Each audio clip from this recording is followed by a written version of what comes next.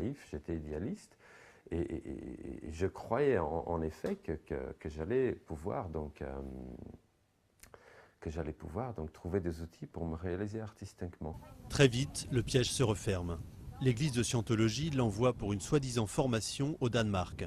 En réalité, c'est un lavage de cerveau. Je vais arriver à Copenhague avec cet espoir et cette promesse d'une vie absolument transcendée. Donc, et je vais repartir 5 semaines plus tard, je vais être complètement détruit. Dès lors, les années passent pour Alain Stoffen, devenu un adepte convaincu. La scientologie, c'est devenu un refuge.